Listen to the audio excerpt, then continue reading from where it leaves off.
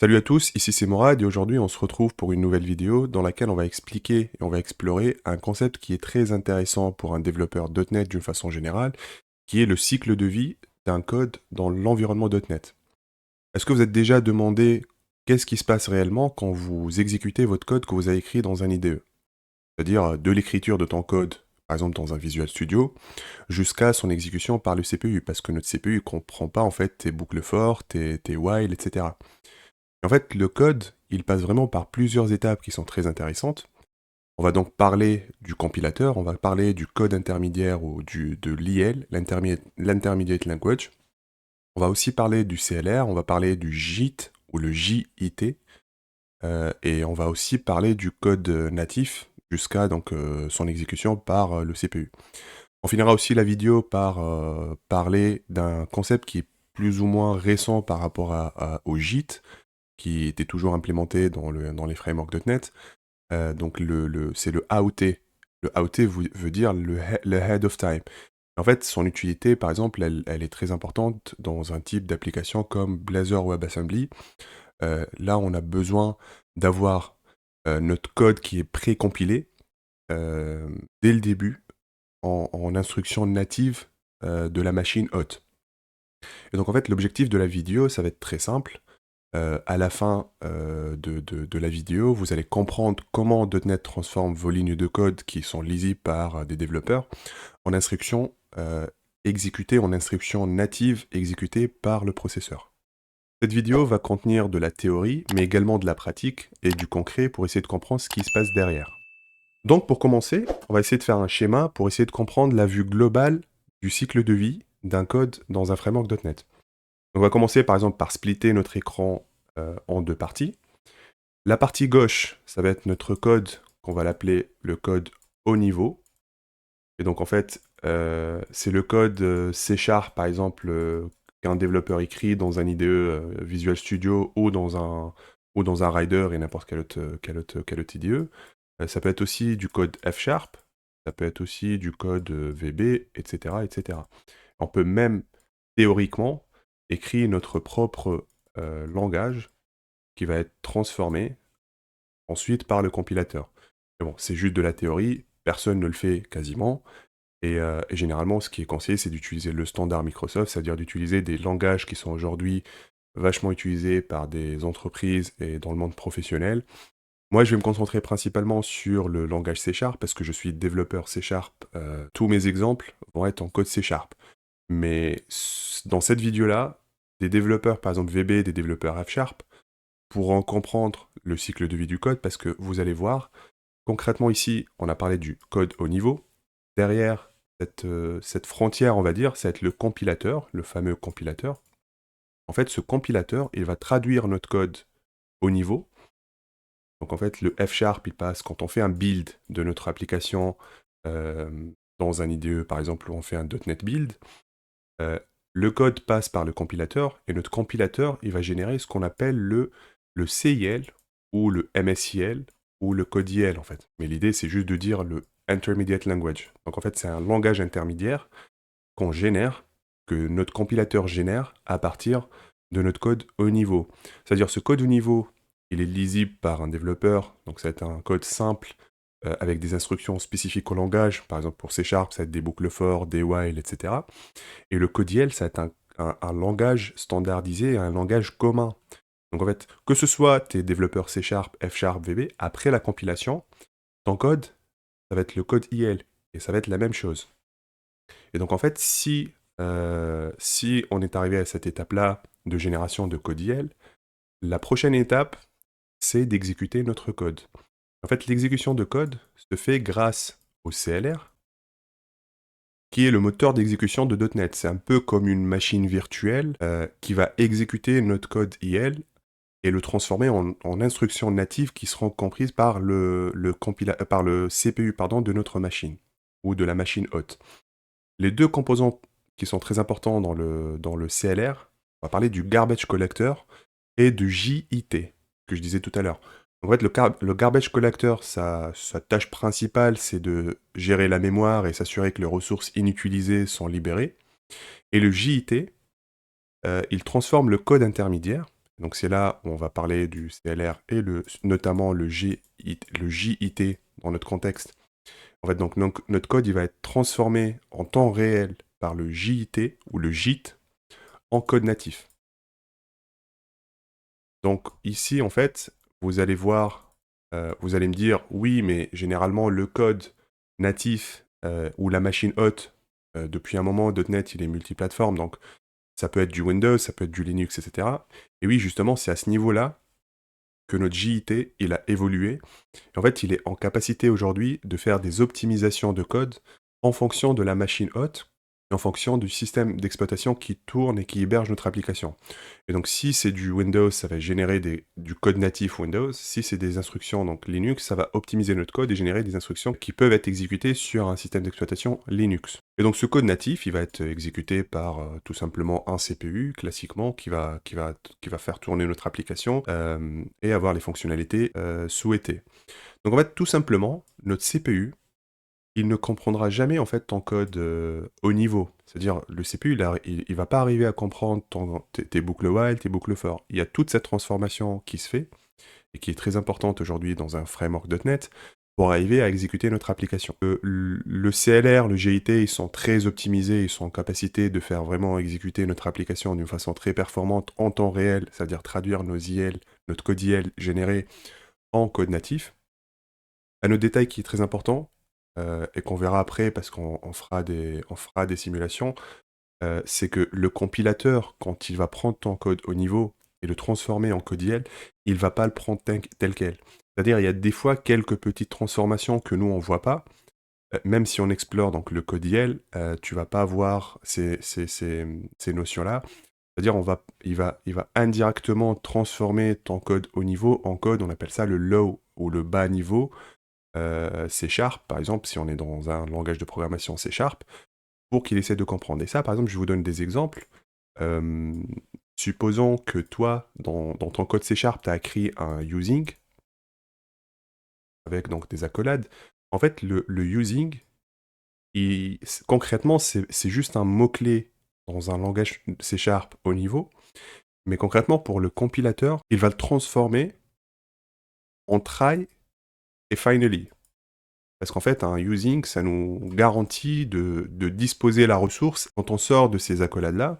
Donc tout simplement, ça va être un try et un finally. Et à l'intérieur de la finally, on va appeler la méthode dispose. Donc, en fait, toi, concrètement, si tu fais un try, tu crées ta ressource et dans le finally, tu fais dispose de ta ressource, tu as fait exactement le même travail que l'using. Sauf que ça, tu le vois pas, c'est juste des instructions qui sont plus sympas à lire, plus simples à lire, qui ont été introduites par le compilateur. Pareil, par exemple, si on prend un cas qui est hyper compliqué, et il y aura une vidéo dans la chaîne dessus, c'est quand on écrit les mots-clés async, par exemple, et await, concrètement, pour le compilateur, ça veut rien dire. Il va les transformer en code bas niveau, et en fait, il va créer ce qu'on appelle les state machines. Donc, il va générer beaucoup de code. Et on a une vidéo sur la chaîne pour expliquer donc comment cette transformation-là, elle est faite pour exécuter un code asynchrone avec les state machines, etc. Euh, donc, il va transformer ce code-là en state machine. Et donc, pour toi, c'est beaucoup plus simple d'écrire juste un async await dans une méthode et de ne pas générer en fait beaucoup de code pour créer des state machines et gérer le code asynchrone toi-même. Donc ça, c'est ce type de simplicité qu'on a dans des langages haut niveau qui vont faciliter notre vie en tant que développeur. Donc le compilateur, il fera cette transformation-là au moment où il est en train de compiler donc, notre code en IL. Et ça, on va le voir après dans des exemples pratiques, où on va vraiment explorer un code, on va créer un code au niveau pour essayer de le compiler, voir le code bas niveau, comment il est transformé, ensuite le code IL, ensuite les instructions natives, jusqu'à l'exécution par le CPU. Et donc moi, si j'écris un code tout basique, par exemple ici, et je fais comme je vous ai dit tout à l'heure, donc on va créer par exemple un memory stream. Donc alors, il m'a proposé ça. Et donc en fait, comme vous le savez, un memory stream, il implémente, donc il hérite plutôt de la classe stream. Et la classe stream, elle implémente l'interface eDisposable. Donc en fait, on peut utiliser la méthode dispose dessus et on peut utiliser le code using. Donc comme je disais tout à l'heure, normalement, si on va lire le code bas niveau, on va dire, le code plutôt très transformé avant le code IL par le compilateur, on devrait voir un try finally dispose.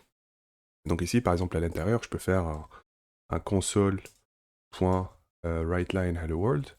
Et donc normalement, si je build ma solution, et donc en fait ici sur Rider, si vous voulez, il y a un outil qui s'appelle EL Viewer qui nous permet donc de voir le code IL et le code bas niveau.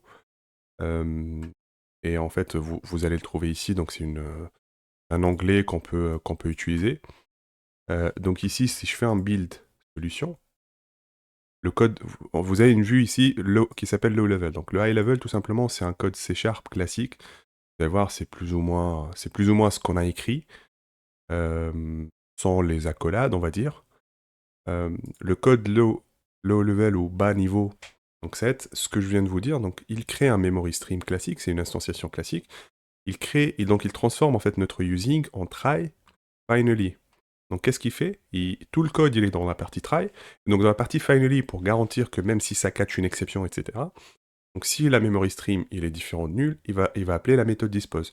Donc en fait toi si tu es venu ici, tu as fait un try finally avec un dispose, ça aurait fonctionné exactement la même chose. Et donc c'est ce genre de petites transformations que je voulais dire, qui sont faites à ce niveau-là, c'est-à-dire le code que vous écrivez ici dans la partie haut niveau, votre code C#, n'est pas forcément le même code qui va être utilisé par le compilateur pour générer le code IL. Et ça, c'est très important. Et donc, si vous n'êtes pas sur Rider et vous voulez faire l'exercice, donc il y a plusieurs outils en fait qu'on peut utiliser pour explorer donc le code. On va entrer un peu en détail, mais là par exemple le low level, ensuite il y a l'UIL, etc. Mais si vous voulez avoir le même outil, il y a plusieurs façons de faire. Donc là, si vous êtes sur Rider, vous avez déjà l'outil qui s'appelle IL Viewer. Si vous êtes sur Visual Studio, il y a un outil qui s'appelle IL Spy. Je vais l'ouvrir ici. Et c'est un outil indépendant, donc c'est une application à part, mais il y a déjà en fait un plugin Visual Studio, c'est-à-dire vous pouvez l'installer dans Visual Studio, et quand vous allez l'installer, quand vous faites un clic droit sur votre projet Visual Studio, il y aura Edit ou Open with ELSpy, je pense, donc ouvrir dans ELSpy. Donc c'est l'équivalent d'aller, par exemple, si je vais dans mon projet ici, et que j'ouvre mon projet, je vais dans Bin, donc je suis en debug, Bin debug, j'ai ma DLL ici.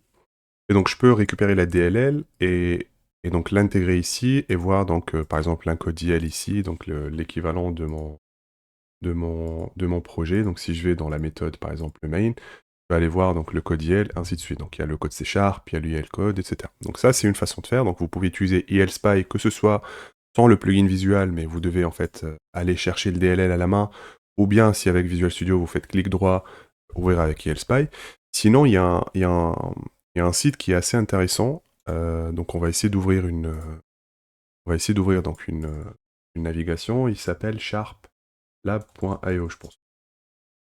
Et ça vous donne une interface dans laquelle vous pouvez mettre votre code. Là, pour le coup, il faut absolument faire attention si vous êtes dans une entreprise qui a des règles de sécurité strictes. Il faut faire attention parce que vous faites sortir du code sur un serveur externe. Et donc ça, des fois, les systèmes de sécurité peuvent détecter et peuvent considérer que vous avez fait sortir le code de l'entreprise. Vous pouvez trouver des soucis donc, en faisant ça. Donc si vous êtes dans une entreprise où la sécurité est très...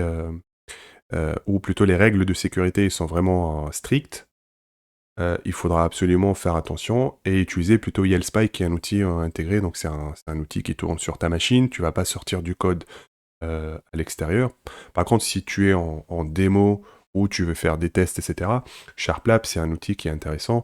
Vous pouvez faire, par exemple, ici, je prends mon code donc, que j'ai écrit ici, je peux le copier, je peux le mettre dans ma classe, plutôt dans la méthode M. Donc je peux importer system.io. Et là, en fait, je vais avoir du C#, donc du bas niveau. Dans ce cas-là, c'est un peu ce qu'on a vu tout à l'heure sur Rider. Vous allez voir memory stream, le using qui est transformé en try finally. Et vous pouvez voir du IL, un peu comme on l'a vu tout à l'heure.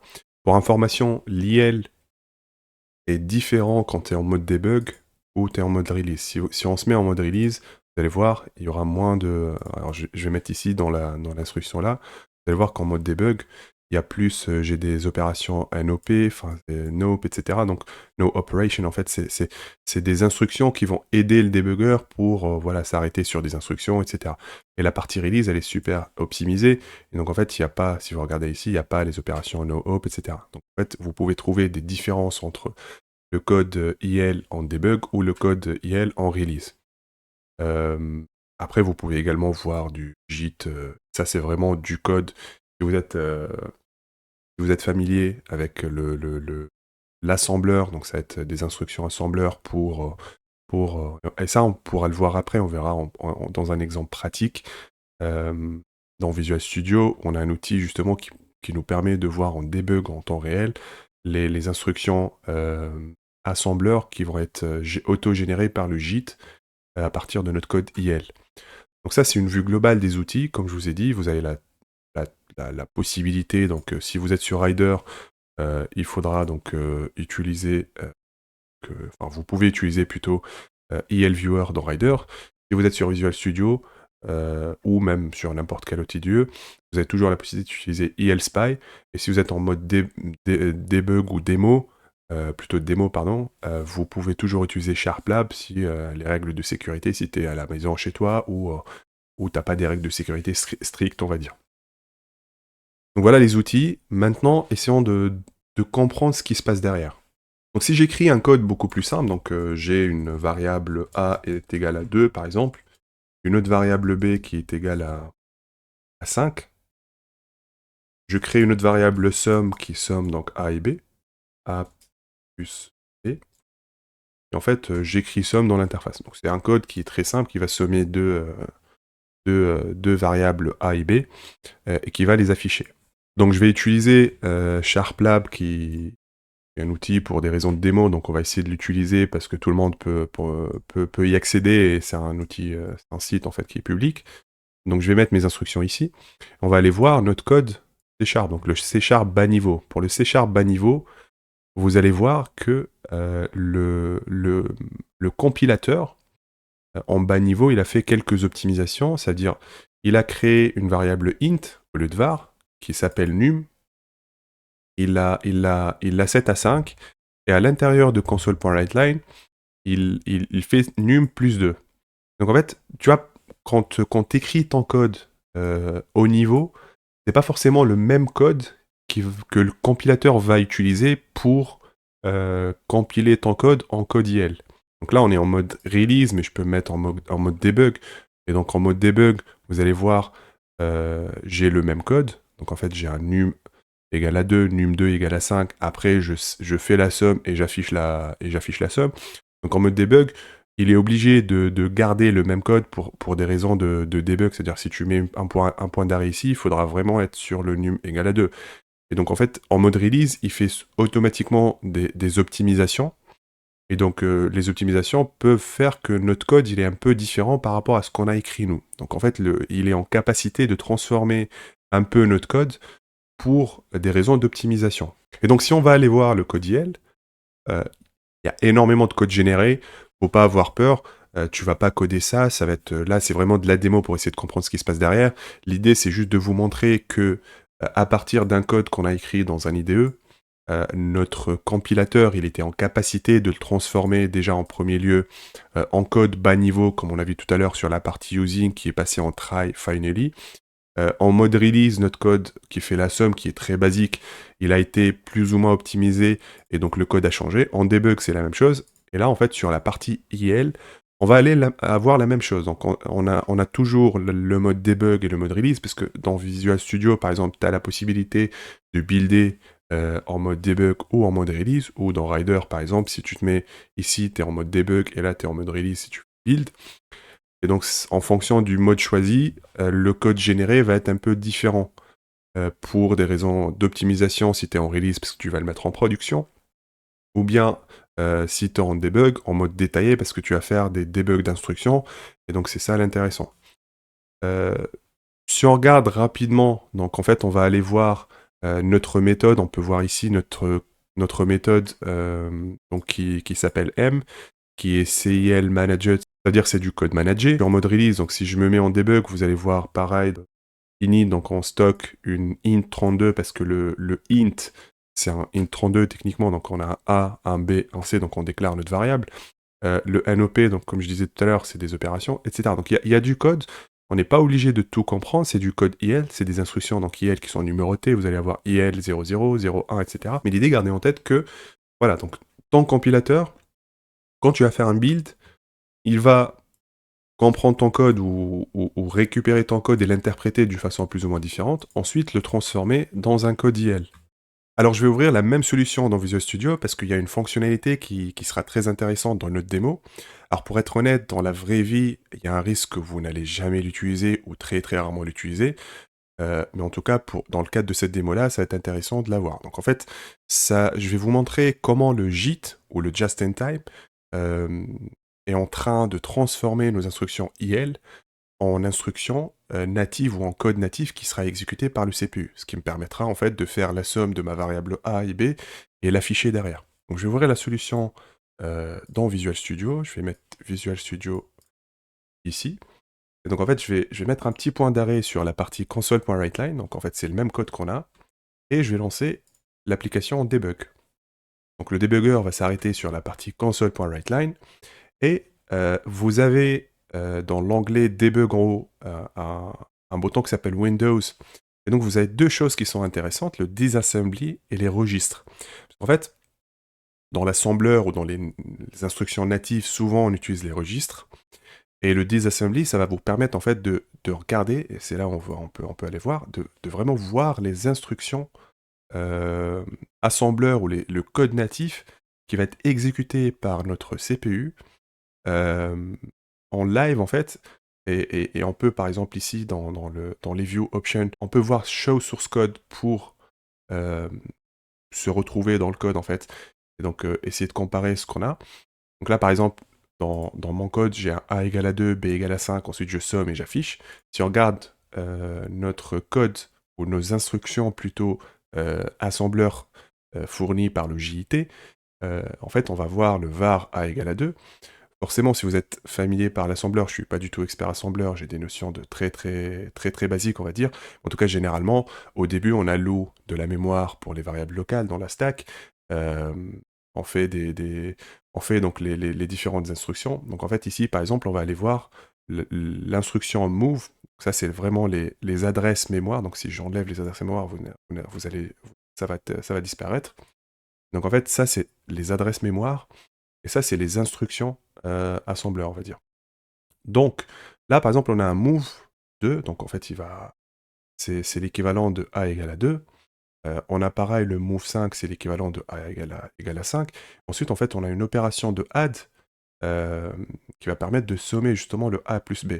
Ensuite, on va aller voir le call CLR stub, c'est l'appel en fait techniquement à notre console.writeLine. Donc en fait, là, ce que vous êtes en train de voir, c'est vraiment le travail en live de JIT. Ça a été produit par le CLR, ou le composant du CLR qui s'appelle le JIT, ou le Just in Time. C'est-à-dire en live, le JIT, il est en train d'analyser notre code IL et le transformer en instruction native optimisée en fonction du système d'exploitation qu'on a. Donc moi, je suis sur Windows, donc en fait, il a généré du code optimisé pour Windows. Et si on est sur du Linux, il va faire le travail pour Linux. Et là, pour le coup, vous pouvez voir les instructions donc assembleur. Il y a aussi, donc vous pouvez voir aussi une vue pour les registres, et on a toujours la possibilité, donc si je clique sur F10, de débugger et de continuer de débugger. Donc là, il y a des changements sur les adresses, etc.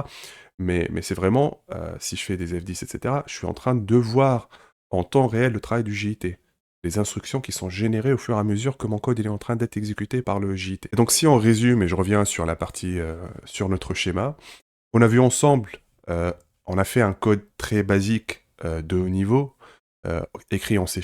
On a vu que le compilateur derrière, il va l'interpréter en code bas niveau. Par exemple, quand on a implémenté le using memory stream, il a transformé en try finally dispose. Ça va être le même cas sur l'async-await, et je vous invite à regarder la vidéo pour voir comment l'asynchronisme fonctionne en détail derrière, et ce que les mots-clés, on va dire, async-await nous cache au niveau du vrai code implémenté, on va dire, ou le vrai code interprété par le compilateur. Ensuite, on a vu le code YL généré par le compilateur. On a vu les différents outils, donc Rider, il a un outil, on peut utiliser ILSpy, on peut utiliser SharpLab pour voir donc, les instructions IL ou les instructions donc, assembleur ou le code bas niveau dans SharpLab par exemple. Et on a vu ensemble dans Visual Studio comment le GIT est vraiment en train de transformer en live mon code YL en instruction de code natif en fait, pour que mon code natif soit exécuté par le CPU et que mon code tourne et que je fasse le calcul du 2 plus 5 et afficher le 7. Donc que mon programme ici affiche le 7 et j'ai mon résultat. Donc ça, c'est la vue globale de tout ce qu'on a vu aujourd'hui dans la vidéo. Il reste juste une partie qui sera très intéressante et que je voulais quand même aborder dans la vidéo, c'est la partie AOT. Donc j'avais parlé de ça pendant l'introduction. L'AOT, c'est la compilation ahead of time. Et en fait, l'ahead of time, si vous avez tout compris ici, ce qui va se passer, c'est qu'on va bypasser toute cette partie de CLR, de génération d'IL, de JIT, etc. Et du coup, au début, quand on fait un code haut niveau, et quand on le compile, en fait, on le compile directement en code natif. Et ça, c'est très utile, comme je disais tout à l'heure, dans des contextes comme des applications de Blazor WebAssembly, où en fait, tout notre code va être exécuté sur le client, enfin sur le navigateur ou sur le poste client. Et c'est très important en fait de ne pas avoir un gros CLR à télécharger, ça va être très lent. Et donc en fait notre code il est natif directement et il sera beaucoup plus optimisé à être exécuté. Maintenant parlons de la partie AOT ou le head of time, c'est-à-dire la compilation ahead of time ou la compilation en avance, c'est-à-dire on va compiler notre code du haut niveau comme je vous ai montré tout à l'heure, en code directement code natif, c'est-à-dire on va bypasser toute la partie CLR, GIT, etc. et elle et tout. Donc pour vous faire la démo, j'ai préparé deux petits projets, donc un projet qui n'est pas... Alors, je vais vous montrer donc son CS Proj ici. Donc il a la balise Publish AOT, c'est-à-dire pour publier donc, mon application avec de la compilation AOT. Et ce projet-là, c'est exactement le même projet, mais avec sans plutôt la balise Publish AOT. Donc pour le code, c'est notre petit code qui fait la somme classique. Donc, ici, j'ai juste enlevé la readline pour avoir exactement le même code. Donc, pour publier mon démo-cycle, je peux faire un .NET publish, .c, je vais le publier en mode release.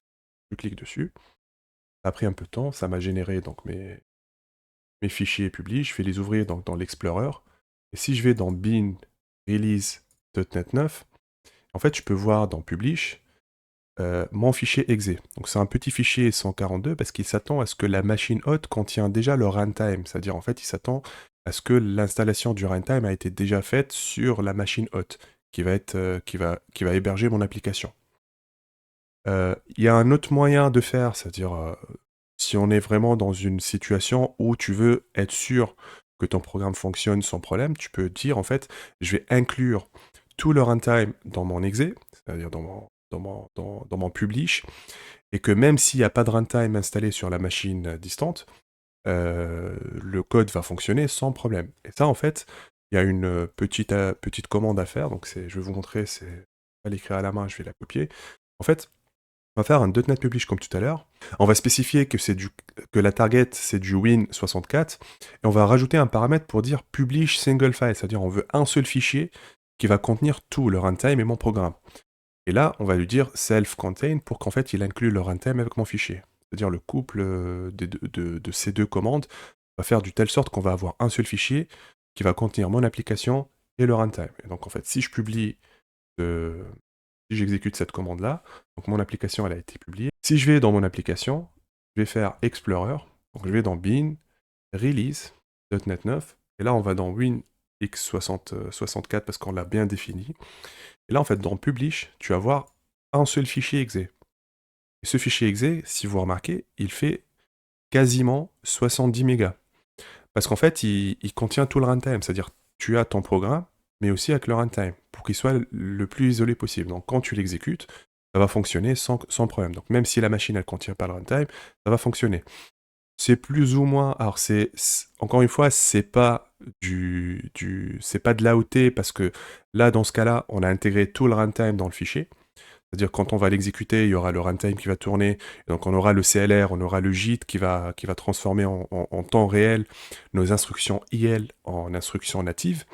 Et donc en fait, on est exactement dans la même situation, mais c'est juste que on a créé un fichier qui est isolé, qui contient tout le runtime pour l'isoler de la machine. C'est-à-dire, même si la machine ne contient pas le runtime, elle va fonctionner.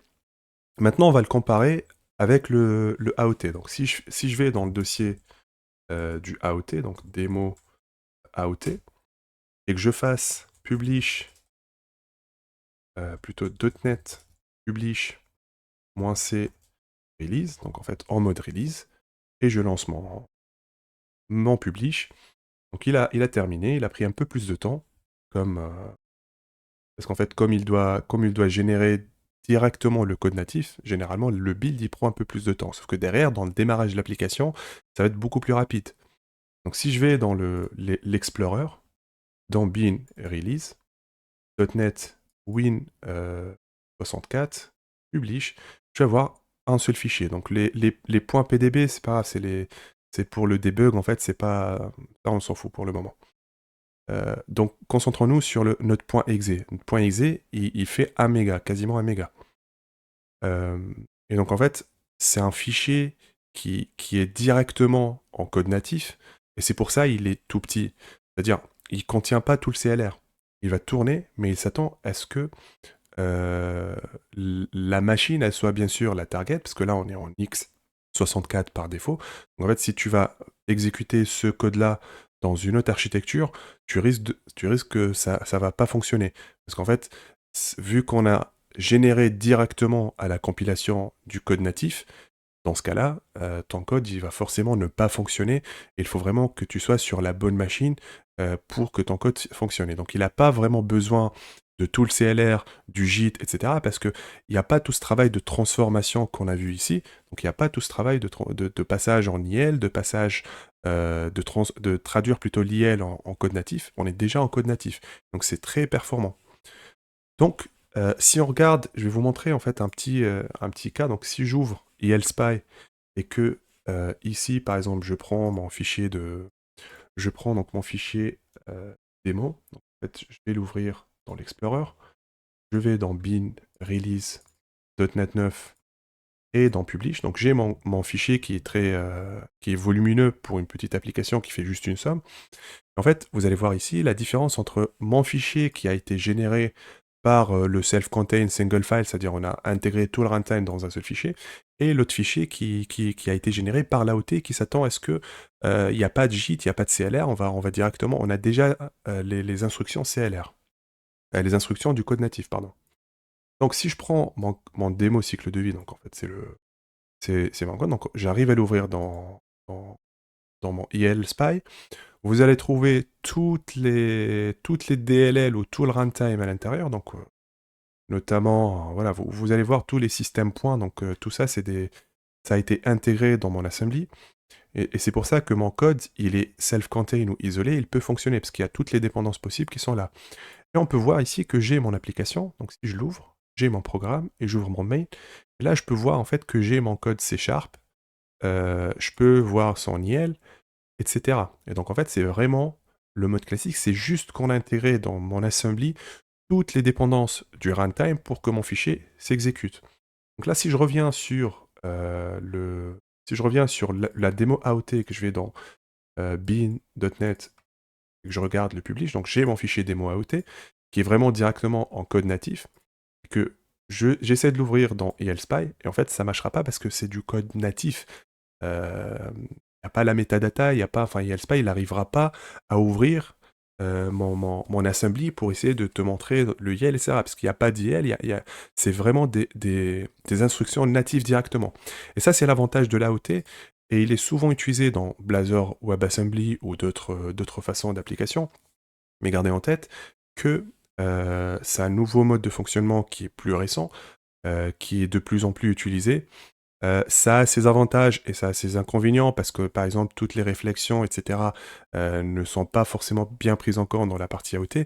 Donc en fait, quand on prend les décisions, parce que sinon tu pourrais me dire, oui, mais du coup, pourquoi je fais pas que de l'AOT?